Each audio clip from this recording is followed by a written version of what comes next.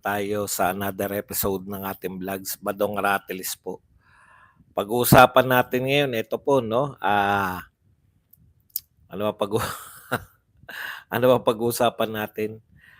Tila nagbabago na po ang ihip ng hangin nito ni Quezon Escudero matapos po ilang araw na pinaglalaban niya na hindi po masisimulan agad. Aba, ngayon po, ang bagong pronouncement ni Quezon Escudero ay magme-meeting sila o magkakaroon sila ng caucus ng mga senador para po pag-usapan kung kailan talaga tong impeachment trial ni BP Sara. Okay, kasama rin po diyan, umiepal na po to si Tito Soto dahil po sa nagsasabi na pwede naman daw simulan na.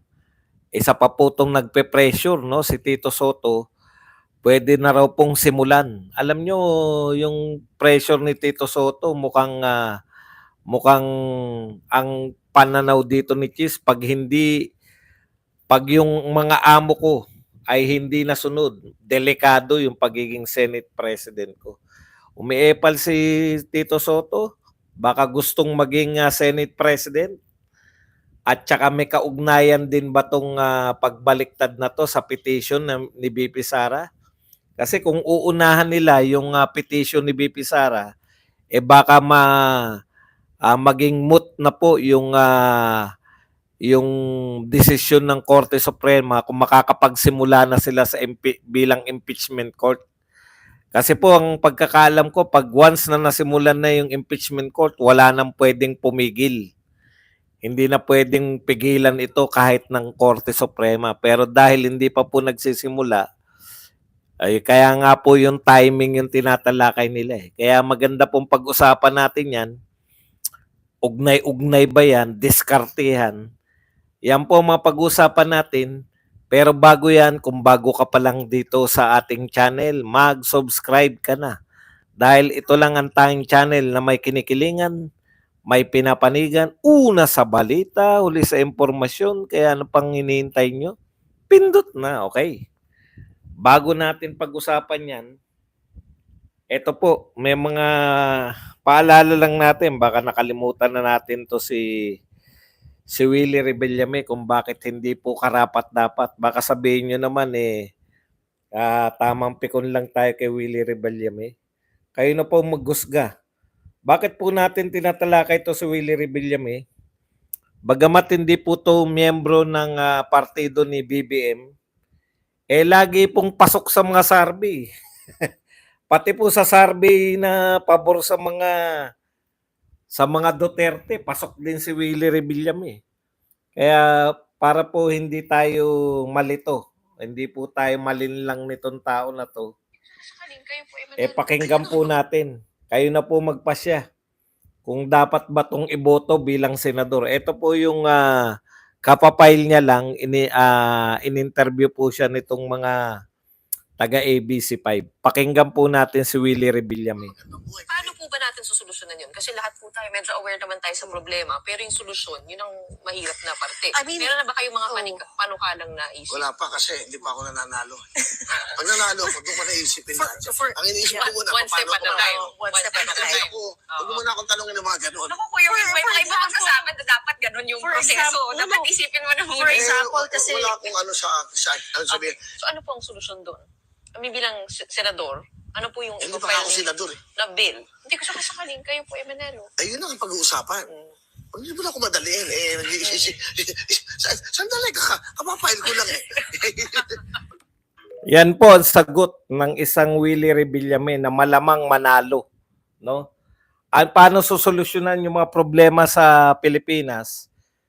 Hindi pa siya senador. Tsaka niya palang iisipin. Ang laki po ng tsansang pumasok niyan dahil halos lahat ng survey, pasok yan. Pati yata yung survey na pabor sa mga Duterte, pasok din tong tao na to. Talagang napaka-popular po niya, no? Kaya nakakatakot na yung mga senador na ganyan ay mananalo tapos wala rin lang gagawin. Sayang na sayang po yung boto natin dyan. no? Ito pa isa. Hindi lang po 'yan eh. May isa pa siyang ano eh. May isa pang karapat hindi karapat dapat 'tong tao na 'to. Bills are hundreds Ang of dami ng pages batas na long. ginawa eh. Mm. Nabago ba yung buhay na mahirap?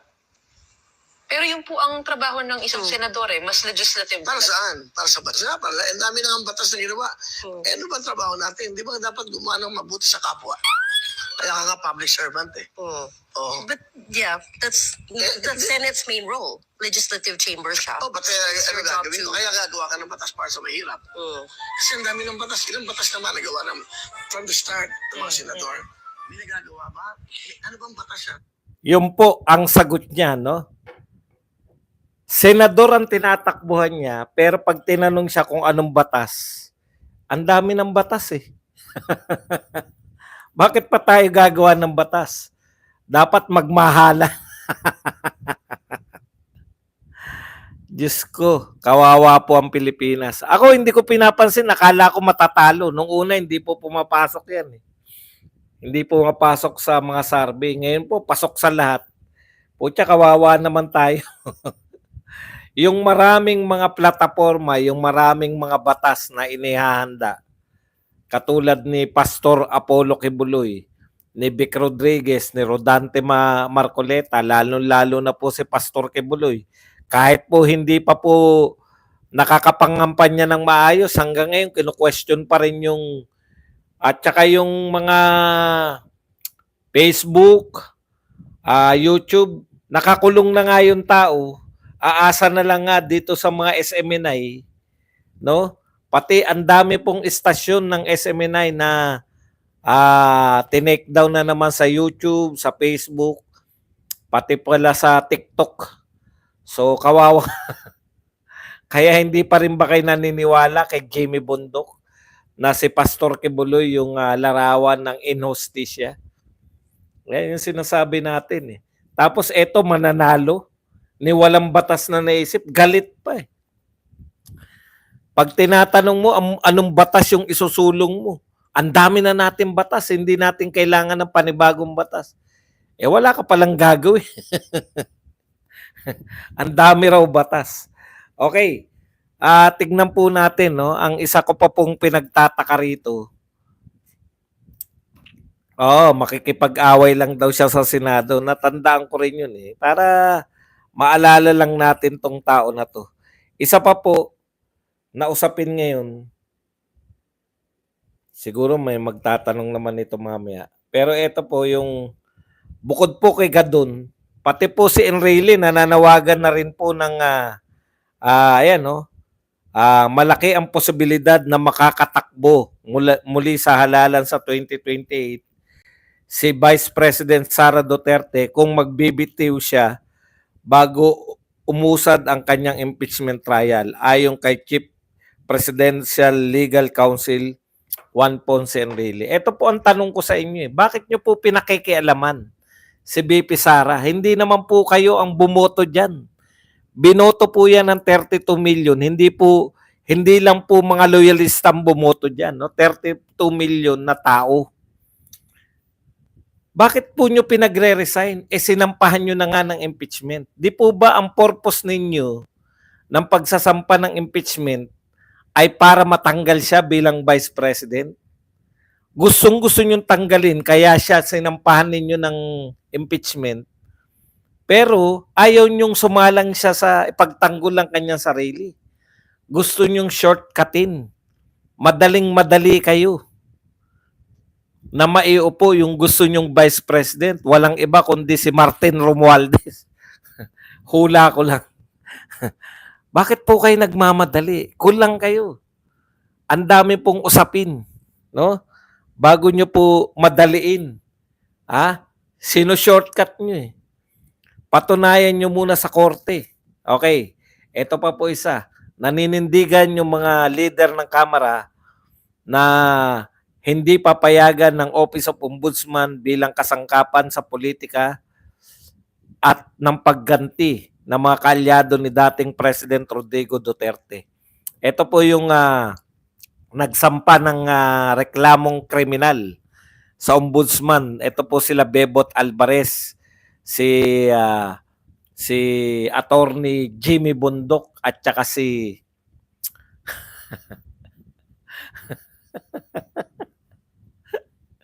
tanggalin muna natin to si Kenji Sabugo. Ako po okay lang naman ako na ano eh. Okay lang naman ako na binabanatan pero meron naman sana akong sasagutin. Putya tae na. Yung laman ng utak tae na lang eh. Okay. Huwag niyo pong pakialaman, no? Ang sinasabi nila, eto raw po ay pagganti. Ano po, anong gusto ninyo? Kayong mga congressman, ayaw niyong binabawian, mga iyakin kayo? O, tinanggal ko na po. Ayaw ninyo na, na binubueltahan kayo? Gusto nyo only demanda, only reklamo? May demanda ilan yung demanda nyo kay Tatay Digong? Ilan yung reklamo? Pati mga joke, dinidemanda nyo. Wala bang batayan yung sinampa nila Alvarez, nila Bundok at saka ni Topacio? Walang batayan? Meron eh. 'Di ba? Blanco. Ang katumbas po ng Blanco ay 0. Tapos nagkaroon ng amount. Bakit po kayo takot? Talaga namang hindi po pwedeng one way lang. Kung kaya nyo pong magreklamo kung saan-saan, reklamo sa DOJ, reklamo, ang dami nyo na pong pinaimbestigahan kay Tatay Digong, pati po yung pagjojoke niya, gusto pa rin ipaimbestigahan. Tapos eto, ayaw nyo kayong nadedemanda, ang sinasabi ninyo ay paghiganti. Bakit? Bawal? Batas na po ngayon. Tapos na kayo sa korte nyo. No? Tapos na yung mga Duterte sa korte nyo. Sinampahan nyo na sa mga tunay na korte. Bakit takot kayo na sampahan din kayo ng kaso? Alam nyo, yan yung kinatatakot siguro ni BBM kaya gusto niya 12-0 eh. Alam nyo kung bakit? Pwede siyang buweltahan. Pag nanalo po, ayaw ko lang sabihin eh. Eto po, imagine niyo sila pa nasa kapangyarihan ngayon. No? Speaker pa yan, mga congressman pa yan, mga sinampahan nila na reklamo. Si BBM, kino-question yung legalidad ng kanyang GAA. Magiging basis po yan. Halimbawa po, dineklara ng Supreme Court na illegal yung GAA. Unconstitutional. Pwede pong maging basis balang araw yan ng impeachment proceedings after po nitong 2025. Kaya sinisiguro po nila na kontrolado nila yung Senado. Pwede po yan. Ang dami pong paglabag, yung mga question po. Pwede po yan na gawin na maging basis po for impeachment. Kung kayo hirap na hirap kay BP Sara na confidential fund ang inaangal nyo, imagine confidential fund. Sinasabi nila na hindi raw maayos. Paano nyo nalaman na hindi maayos? Anong basehan nyo? Kuro-kuro nyo? Kayo nag-imbestiga? Eto po, may basis po yan. Pag nag-declare po yung Supreme Court at malamang, hinahanapan na sila ng original kopya. Asa na yung original na kopya nung BICAM report? Yung enrolled bill na sinasabi niyong enrolled bill. Asan yung original na kopya niyan? Kasi yung hawak nila ungab, maraming bakante. Kinakailangan nyo mag-produce ng walang bakante.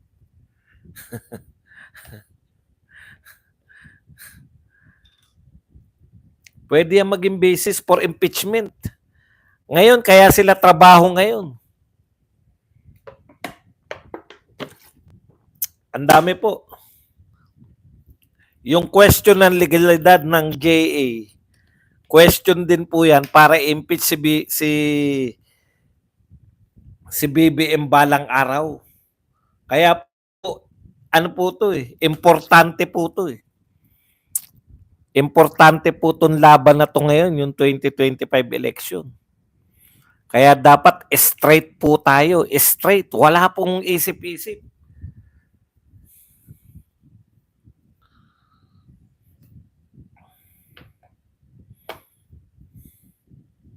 Okay. Punta tayo sa iba pa. Ito po, nakakatawa tong mga kalaban natin. Dinadaan pa rin nila sa tokis-tokis. Yung mga legal battle na, no? Sinasabi nila, yung hindi na po uso yan. Yung pong mga pinaglalaban ninyo na takot ba si BP Sara? Bakit gusto niyang awatin? Wala na po yan. Niligal nyo na eh. Nagsampa na kayo ng kaso eh. Alam nyo po, eto problema natin eh, no? Mukhang matibay yung, kung nag-aaral po ng batas, matibay po yung, magagaling yung mga abogado ni BP Sara. Congratulations pala sa pagbuo ng team na matindi. Sanay, magaling po talaga. Narbasa. Si Narbasa pa pala yun na yung original na Narbasa na sa may Ninoy Aquino. Yung panampas. Yan pala yung kasama ni Fortun dyan sa Narbasa na yan. Tapos yung mga Fortun, napakahuhusay po ng mga yan. Hindi nyo po pwedeng itokis-tokis. Yung ginagawa ninyo na nagsampa po ng petition, tinutokis lang eh. Di ba? Ano ang pinagsabi nyong ban-ban?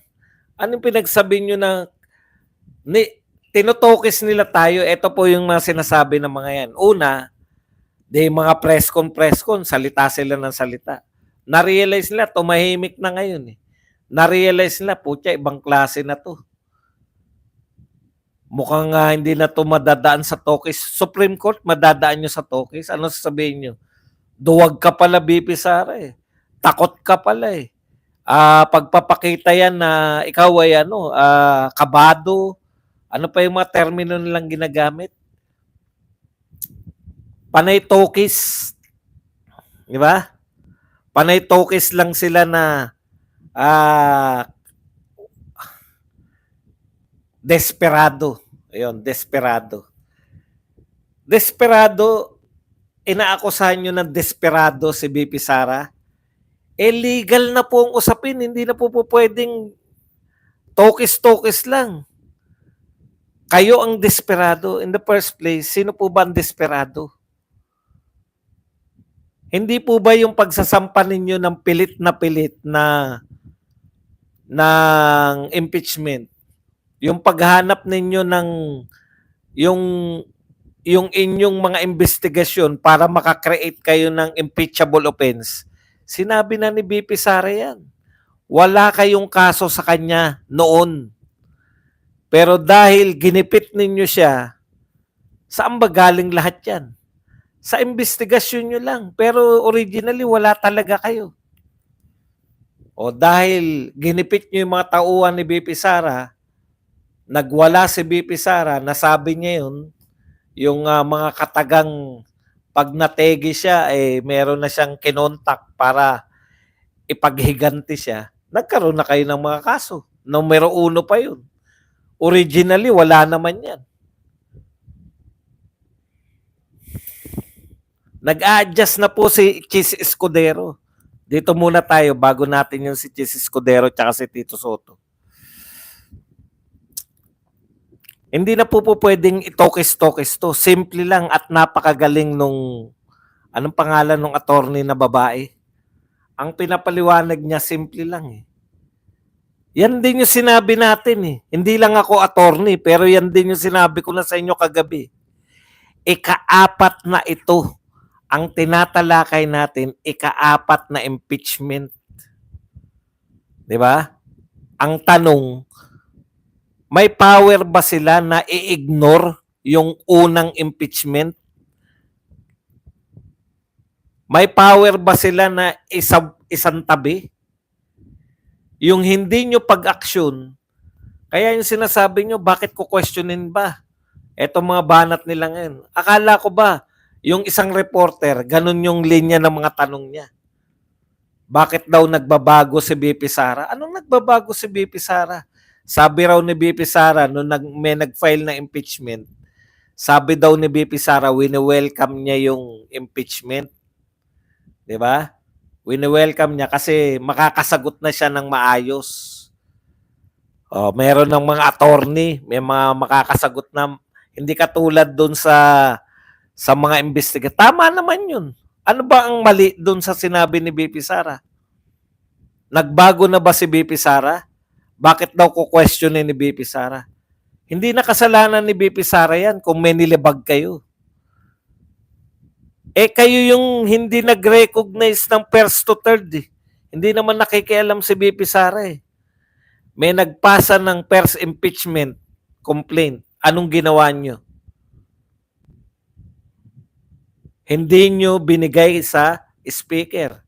Hindi nyo pinag-usapan.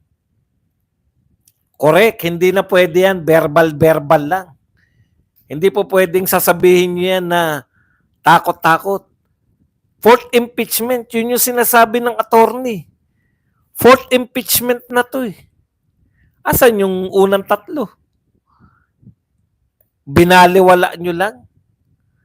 Kung ika-apat na tong impeachment, sa loob ng isang taon, 4 ang impeachment na in-entertain nyo, hindi po pwede yun. Ano sabi nung attorney? Hindi po to simpleng technical lang. Ito po ay nasa konstitusyon. So yung mga pinagtatalunan, mga batas lang yan eh. Yung mga Republic Act, mga ganon, mga batas lang po yan, pero nagtatalo-talo. Ito po, nakalagay mismo sa konstitusyon, hindi po to technical lang. Hindi po to usaping technical lang na isang taon. Wala pong ganon. Nakalagay po yan sa konstitusyon kasi pinoprotektahan mo rin yung mga sinasampahan ng impeachment. Kasi po, kung wala pong proteksyon na hindi ka na uli pwede magsampa, wala nang mangyayari kay BP Sara kundi sumagot na lang na sumagot sa impeachment. Wala na rin magagawa yung Senado, wala na rin magagawa yung mga congressman, kundi mag-impeachment na lang. Napursi na po yan ng mga gumawa ng konstitusyon. Hindi kayo pwedeng mag-unli na sampa. Ang tanong, anong ginawa nyo dun sa first to third complaint? Pwede ba yung ginawa nyo na yun? Di ba? Pwede ba yun na hindi nyo pinansin? Hindi po pwede yun. Dapat may aksyon kayo. Sa unang impeachment complaint pa lang, dapat inaksyonan nyo na. Kasalanan ba nila na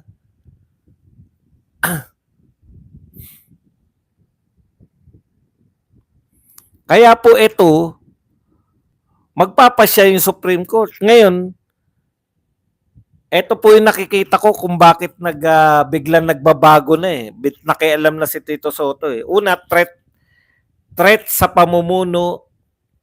Magiging threat si Tito Soto. Pagpasok po ng mga bagong senador, 12 yan. Threat kagad si Tito Soto. Di ba? Given na, parang pinagpapalagay na nila na panalo.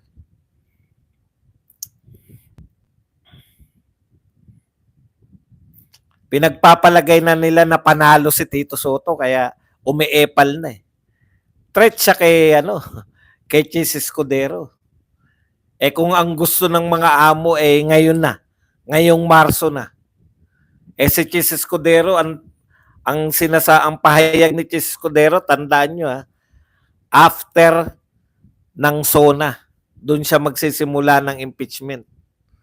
After ng SONA, ibig sabihin sa 20th Congress na. Ano ngayon ang sabi ni Tito Soto? Ang sabi ni Tito Soto, pwede naman daw sa 19th Congress simulan yung impeachment. Walang kaabog-abog, bigla nagsalita si Tito Soto ng gano'n. Ano ibig sabihin yan? Threat si Tito Soto. Pag hindi mo sinunod yung amo mo, Keso, pag ang gusto ng amo mo, ngayon na, simulan yung impeachment, at saka kinakailangan nilang madaliin. Bakit? Baka magpasya yung Supreme Court, sabihin ng Supreme Court na unconstitutional yung 4th impeachment complaint. Yari sila. Next year na uli sila. At least kung makapagsimula yung impeachment court, putya, mangingimi na yung Korte Suprema na makialam. Kasi nagsimula na eh. Ang alam ko, wala nang makakapigil sa impeachment court pag nagsimula na sila. Kaya yan po yung binabagtas ng utak ngayon. Ngayon, mawawalan na ng talagang wala ka isang salita. Chis Escudero, pag nangyari yan na sumunod ka. Ang sabi kasi ni Chis Escudero ngayon, no? Sabi niya,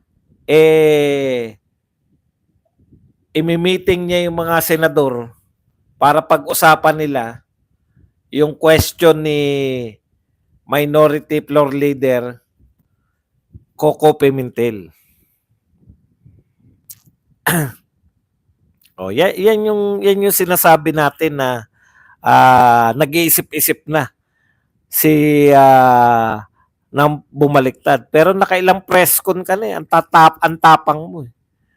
Dapat pangatawanan mo na yan. Pag hindi mo pinangatawanan yan, alam na namin yung naganap. Ngayon, ang tanong, Badong, kung ano ba ang maging pasya ng Supreme Court, ano mangyayari sa team ni BP Sara? Handa na po yung team ni BP Sara. Matagal na po nilang napag-aralan yung depensa. Nariyan na naman yan eh. Yung reklamo nila, hindi na po pwedeng dagdagan yun eh. Yan na yun eh. Di ba? More or less, alam na nila yung depensa nila dyan. Kaya po, ang sarap bumili ng popcorn. Mas masarap siguro kung mas maganda, makakanood tayo doon, no? Kaya lang ang problema, pwede ba kayang mag-ano ron? Pwede kayang ngayon, pwede pa yung mag-TRO. Pero pag once na sinimulan na yan, wala nang pakailam dyan. Di na po pwedeng pigilan yan. Ngayon, yung mga nagsasabi po na si BP Sara ay nagbago. Nang una, wini-welcome niya. Welcome naman niya impeachment eh. Kasalanan ba ni BP Sara na kayo ang palpak? Kasalanan ba, legal na usapin to. Kasalanan ba ni BP Sara na yung palpak yung pagsasalang nyo ng impeachment? Na hindi nyo na-recognize yung first to third? Nasa fourth impeachment kagad kayo. Hindi na kasalanan ng nasasakdal. Tinatanong ng mga reporter, meron na po ba nangyari niyan noon? Alam nyo, there's always a first time. Sabi nga, di ba? Yung pinagmamalaki ni Chis Escudero noon, natatandaan nyo? Yung sinasabi niya na kung gusto nyo mag-aksaya ng oras, wala pa ako nababalitaan na nagpasya yung Korte Suprema na ang constitutional dahil dun sa bicameral report. Natatandaan niyo yun? May nagsimpa ng reklamo. There's always a first time. Kung sinasabi ninyo na hindi pa kinwestiyon, wala pang kumu-question sa Korte Suprema, ilang beses na ba tayo nagkaroon ng impeachment? Isa kay ERAP. Pangatlo pa lang to kung sakasakali. Pangalawa po yung impeachment ni ERAP. Pangalawa po yung kay Corona. Wala na pong iba.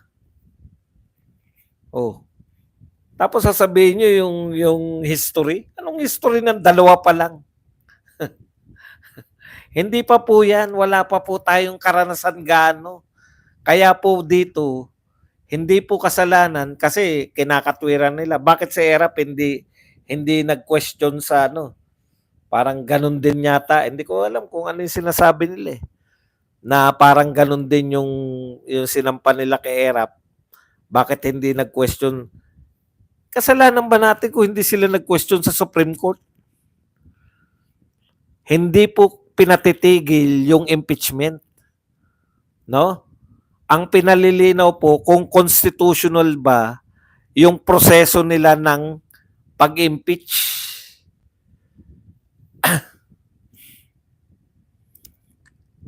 Yung impeachment po mismo, kung yung proseso po na impeachment, kung constitutional ba o hindi. Kasi nakalagay sa constitution yun eh. Oh. Ang constitutional ba? Kaya po yan, lahat po ng usapin, kung yan ba'y constitutional or unconstitutional, sakop po yan ng Supreme Court.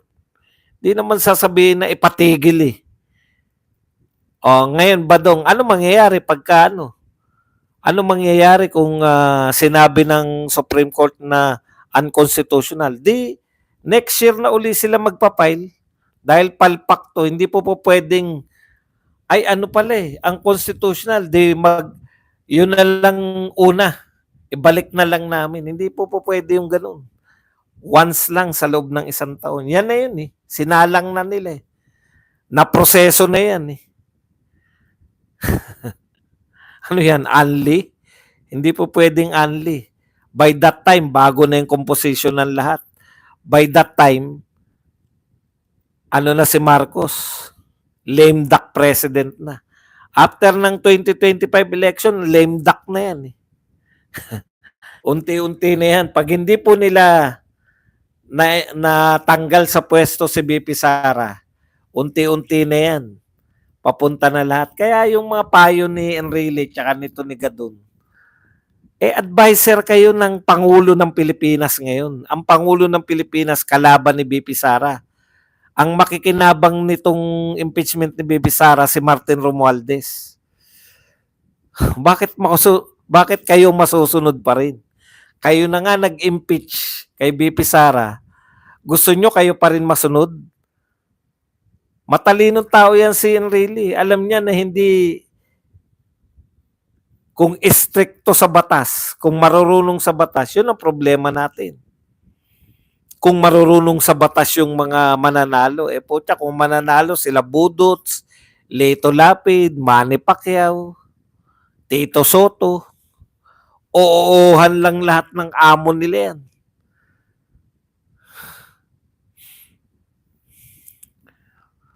Paano hindi mananalo si Tamba? Si Tamba congressman ang tinatakbo at walang kalaban.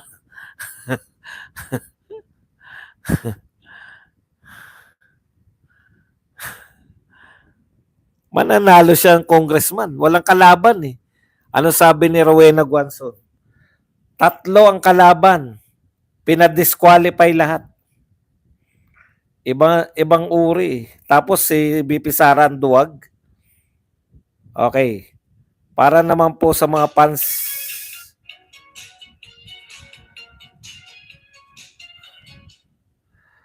Para naman po sa mga fans ni BBM. Eto po. Kala nyo Kala nyo walang proyekto dito natin tatapusin. Ito po, longest bridge in Calabarzon, nearing completion. Nakita nyo naman. Sabi mo ba dong walang proyekto si BBM? Kayo na po maghusga. Ito po yung proyekto ni BBM. Pinagmamalaki po nila to. Longest bridge in Calabarzon. Ano ba longest bridge sa Pilipinas? CCLEX ba? Nalito ko San Juanico pa rin ba o CCLEX na? Hindi ko sigurado kung ano na yung longest bridge sa Pilipinas Pero kay Duterte po yung CCLEX. Ito po, kala nyo walang proyekto si Marcos Longest bridge in Calabarzon nearing completion. Yan. Mainland Luzon and Alabat Island. Yan nakita nyo? Sabi nyo walang proyekto. Ayan kitang-kita Panay poste pa lang.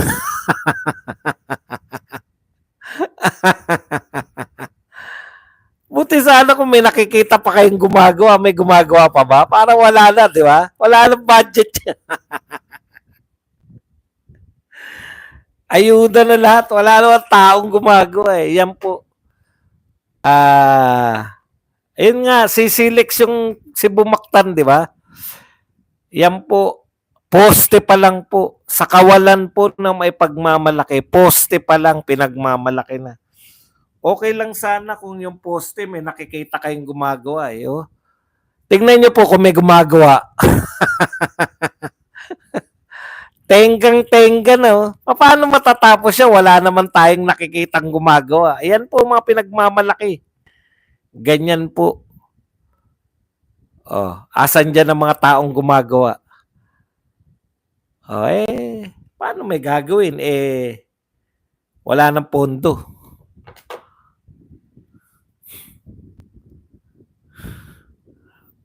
Unlike Duterte, ako talaga nagulat ako sa CCLEX eh. Talaga? Sinimulan ni Duterte, natapos ni Duterte. Ang bilis. Tapos yung mga tulay, ang dami pong tulay, ang dami pong kalye, ang dami pong highway na nasimulan, natapos ni Duterte. Pati to si Bambam Aquino, alam nyo, pinagmamalaki niya. Ako, dahil sa akin, may libreng college education. Alam nyo, hindi sa'yo yan. Kung hindi yan binadgetan, yun po yun eh. No? Ang importante po, pati mga airport. Hindi nga po natin eh, pag tayo po nagsabi ng mga nagawa ni Duterte, wala po talaga tayong, hindi po matatapos. Lagi tayong may makakalimutan. Lagi po tayong may nakakalimutan. Ito, nasimulan na to kay Duterte. Etong bridge na to, Roma, ano ba to? Lamon Bay. Ito ba kay Duterte pa yan nasimulan? Puta, poste pa rin tapos pinagmamalaki pa. Yan lang po ang ating topic. Pwede na kayo magtanong, pwede na po kayong magbigay ng reaction. Samantalang kay Duterte, tapos na bago natin nalaman. Grabe ka